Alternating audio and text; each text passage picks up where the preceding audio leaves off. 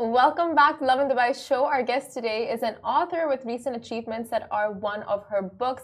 She's the author of What Will People Think? A Young Woman Career Aspirations to Become a Stand-Up Comedian in NYC as she balances traditions of her Palestinian upbringing with her need to live life. Welcome to the show, Sara, Hamdan. Thank you. I'm so excited to be here. We're excited to have you all. Thank you so much. Thank you, guys.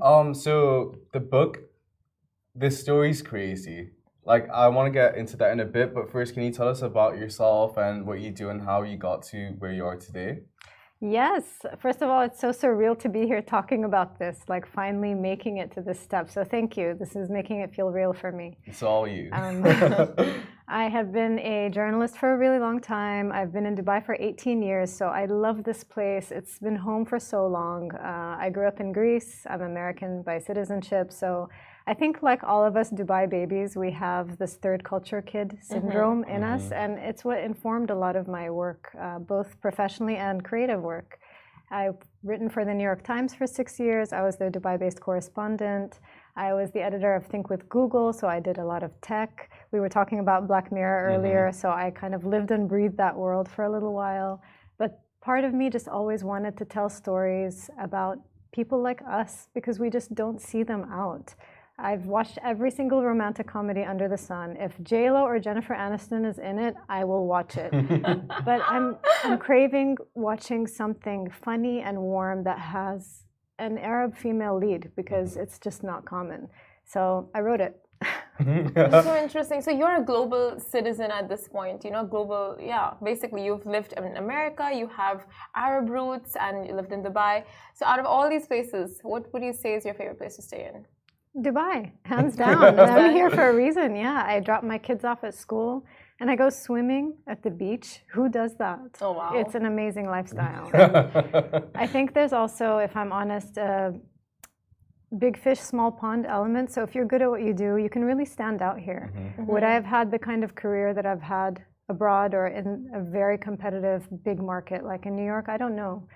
Maybe, or maybe it would have taken me slightly longer. But here, I feel like I've really built up a career that I'm so proud of.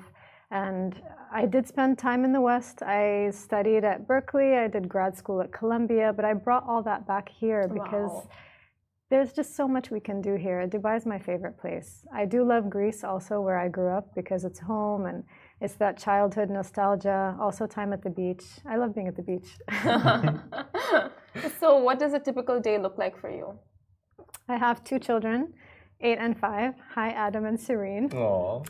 I drop them off at school, and then I like to spend time in the sun because I spend so much time on my laptop. I need to be outside in nature and with people. So my mornings are usually quite free. I'll go to a cafe, I walk on the beach, I swim, I exercise daily. I'm a big gym bunny because it helps me stay sane. I like that gym bunny. I keep saying gym rat.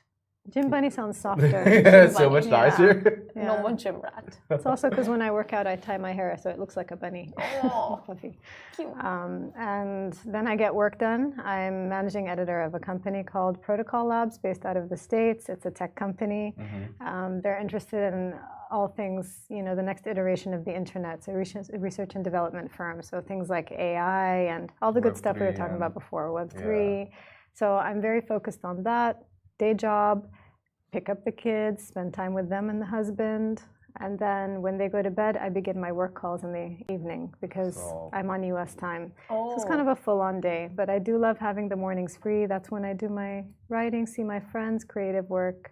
So a very productive day. Yeah. But I think I've always functioned at this speed, so it's not weird to me. But when I tell people about it, they're like, whoa, you sound like you need a nap. But this is my speed. I think it's healthy to know who you are, and I definitely advocate rest. Like, you can't do this every single day. There are days when I do nothing but watch Below Deck on Netflix, and that's fine too. You just, you know. Good balance. Good balance. I'm all about balance. Yeah. So you spend basically half your day dealing with all the Dubai stuff and the second half of the day with being an author, essentially, right? So how different is being an author in today's age in comparison to if you were to write a book like 10 years ago, 15 years ago?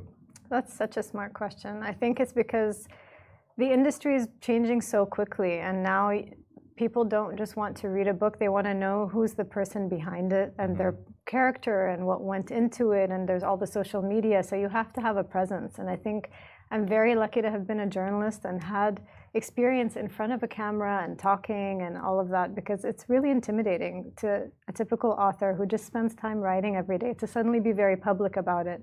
So that's even more of an important point now. You have to have a presence, I think. And these days, because there are so many different platforms where stories can be told, it's not just about the book. There's always the hope that your book will turn into a Netflix show or Amazon Prime and all of that. And these places are all so hungry for good stories.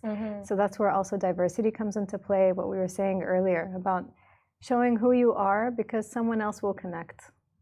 So do you feel like you have to be, a jack of all trades? Like you're an author, you're good with words, but you feel like you have to be good on social media as well, good with content creation, and that too to thrive in today's age as an author? I think it's just about knowing how to tell a good story, and the platform doesn't matter. So I can write a tech piece, I can write a book, I can write an Instagram caption. I just like to write. I'm fun, I swear, but I spend a lot of time writing. Laptop is a happy place, and I think whether it's a couple of words or an entire novel, you can learn how to tell a good story, and I love that. It's what brings me joy. I'm even smiling just thinking about it. Well, what's the key to telling a good story? What's the secret spice or secret element? I think audiences can tell when you're faking or trying too hard. So it's about simplicity. People think that they need to overcomplicate it. Is one, but the other is we each have something unique about ourselves, so there's an element of sitting with yourself, knowing who you are and putting that out there, and no one can deny something that's authentic, in my novel, the main character is Palestinian American. There's a lot of my personal emotion and experience that's gone into her. It's almost like method acting, and I think that's why it worked. Before this, I'd written another novel that got widely rejected. And that one, I feel like it could have been written by anyone who's just a good writer. So I think authenticity is just key. So you won a Netflix contest. Congratulations. Yes, thank you. Tell us about that. It came at an amazing time because I had left my job as the editor-in-chief at Google after nearly 6 years in the middle of the pandemic. I was a little burned out and needed a change and had the kids at home, and it was just a lot. I needed a break. And I saw this contest on Twitter, Netflix's handle, that said, send us a one-page story featuring a character with your background, Palestinian American. And in my drawer, I had something I had handwritten from 10 years before. I used to always write these little scenes, sometimes at an airport or whatever, just in free time. Like I told you, I'm always writing. So I typed it up. It was one page. You know how sometimes stars align? And I just sent it in, and I forgot about it. And I was feeling so down on myself that summer, like, what am I doing with my life? How did I leave my job? People are going to think I was fired, but I wasn't, but there's nothing wrong with being fired. And what is the meaning of my life? And I'm freelancing to just keep my foot in the door with journalism because I'm trying to figure out the next step. And then in September, I'm sitting there, I get an email, you've won, you're a finalist. Please come to London for the ceremony. Oh, fine if I have to. It's the middle of the pandemic. They had a 10-day quarantine. I had to make sure that I had the vaccine certificates rushed. Suddenly went from months of feeling sad and living in my leggings and my Jim Bunny bun to wearing a Rami Ali dress in Piccadilly at this awards ceremony for Netflix where I'm handed this golden award, and I'm like, okay, that is incredible. How the stars just align. Yeah. It's like your past self knew and just did that for you. That's incredible. Because you would think in this line you wouldn't want to write more than you already do, because you write quite a bit for work. So anything after that, you just don't want anything to do with work. I know. But for you, it's like you wrote and you kept that, and it's just like it worked out.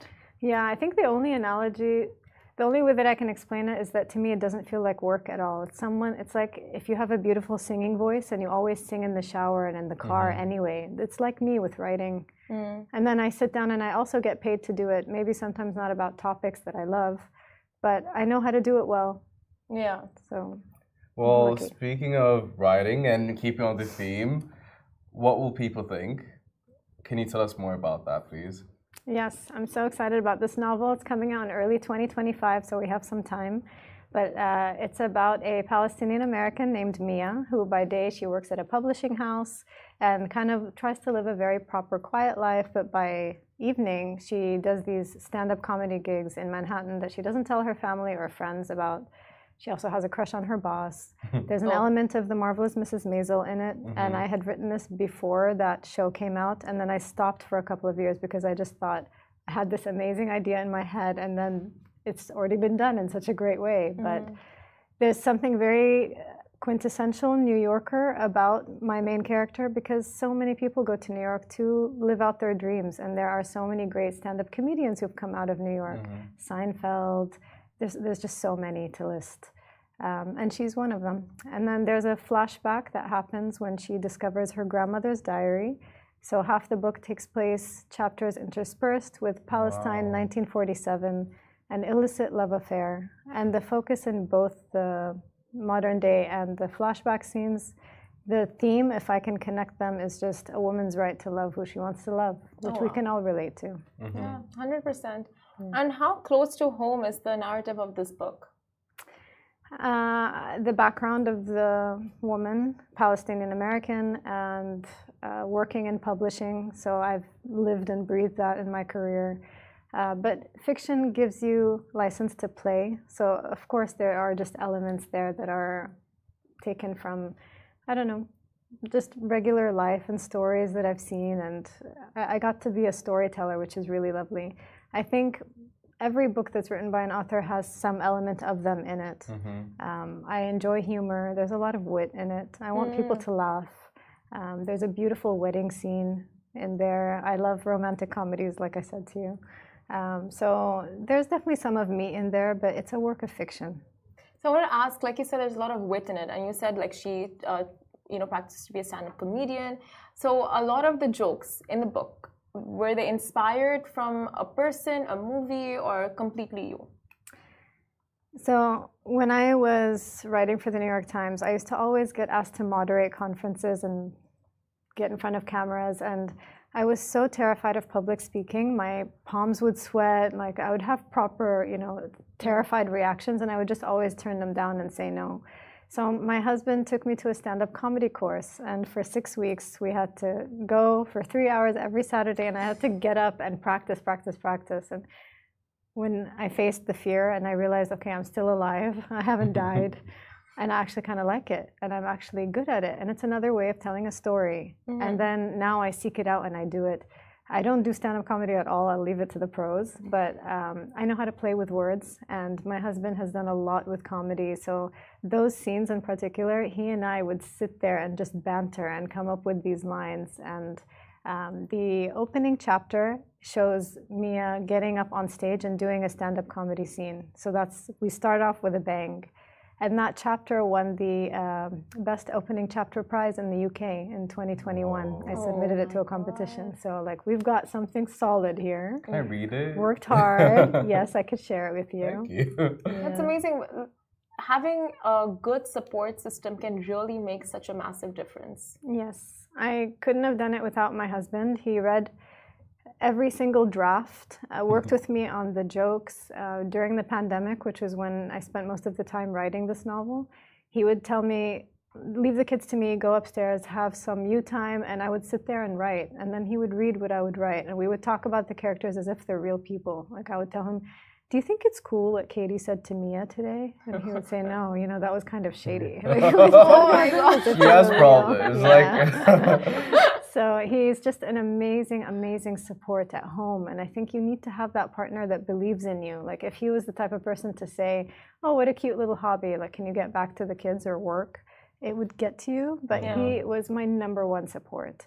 And then the fellowship, the Emirates Literature Foundation's first chapter Siddiqui Fellowship was monumental in pushing this forward because I had not just 1 or 2 people, it was like a tribe.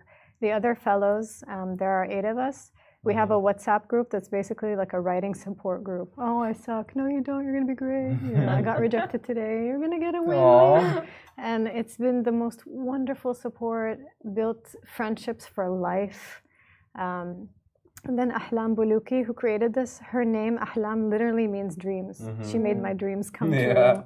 She has become such a close friend, and she feels these wins like hers. Like, that's how much she wants to support writers from the region. Isabel Abulhul, Annabelle Cantaria, Carmel Rosato, all of these people have had a hand in pushing this forward. I've had like a village of women. Hind Siddiqui is the patron of this fellowship, who has literally, she's the benefactor who's paying for 10 people a year to go through this incredible program where we get tailored workshops, writing workshops, mentorships, a trip to New York City to do a writing workshop. Like, it's the first time, even after winning that Netflix award and the Best Opening Chapter award and all that, I didn't actually feel like a writer. Like, I wouldn't tell people, I'm a writer, I'm writing a book, until I was part of the fellowship. And it's because of these women. That's amazing. Honestly, that's what it shows. Like, you know, when you come together and work on something, how amazing and fruitful it can be. Yeah. It's brilliant that you've gotten this support. Yeah, it's the best support I could have ever dreamed and hoped for. And it feels like now it feels like a collective win. Like, all of us made it together. It's their win too, because they believed in me. It's like if this was a little startup and people bought shares in you, and now we did it together. You know, we're going to IPO in early 2025. I love that. That's incredible. So you were talking a lot about representation in the book. Yeah. And I know that with this book, it hasn't come out yet, but the title alone like strikes a chord with every single Arab.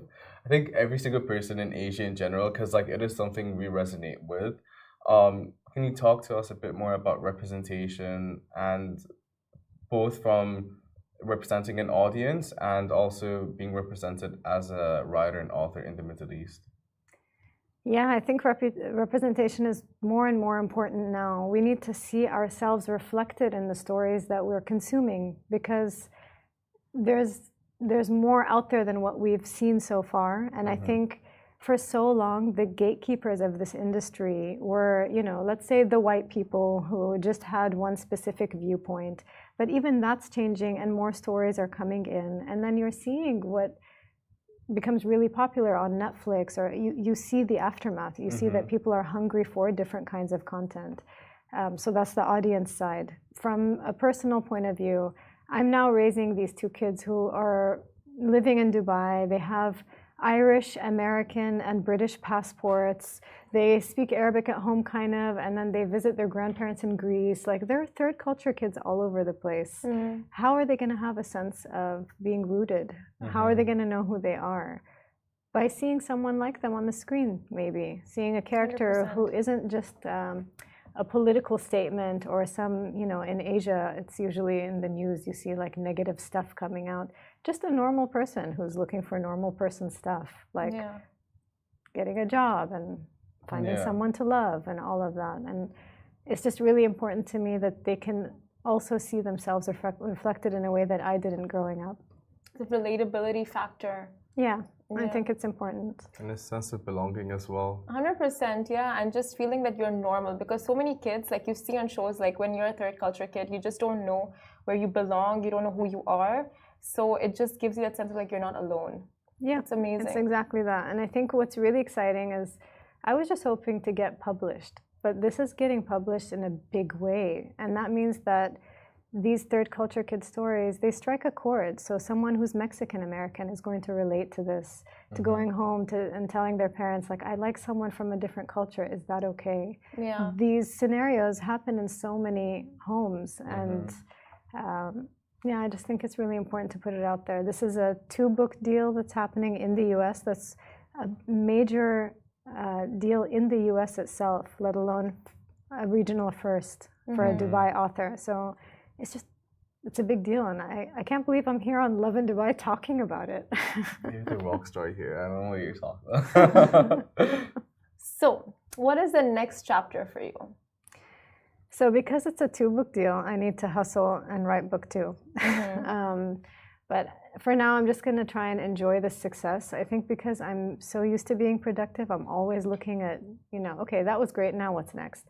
I want to sit here for a little bit and just soak it all in, because life is crazy and weird and twists and turns, and you don't always get moments like this. So I want to pat myself on the back a little and say thank you to all the people who've been there for me. As you should. Deserve it to the T. Yeah, but then I do have to write the second book. So the first book's done? Completely done. It's with the publisher. They just have to slot it at a time that works with their schedules and their pipelines and all of that. And when you're at this big league, they already have, the bank of stories coming out. Basically. It's exactly that. And then I have to deliver the next book a couple of years later. So there's time. I know. But still quite like it's there in your head, right? So like book two. As much as you want to relax, like I hope it doesn't, get to you. I know. Because these things, it just finds a way to it finds a room in your brain and doesn't leave. Okay, don't plant the seed in her head. No, but she's right. Yeah. Okay, wait until next week. You do deserve a little break. But until then, thank you so much for being here. And please come back when the book's published and when the second one is as well. But we really do appreciate your time and just your insight and the inspiration behind everything. So it was a pleasure. Thank you. Thanks for having me and letting me tell this story. I'm so moved. Of course, and please tell our audience where they can follow you if they want to follow you on Instagram or anywhere. That kind of. Thank you. You can follow me on Instagram by Sara Hamdan or Twitter @Sara Hamdan. Well said. Perfect. Thank you guys for watching. Stay tuned. We'll be live with you tomorrow morning, same time, same place. Bye from me. Bye from me. Bye from me.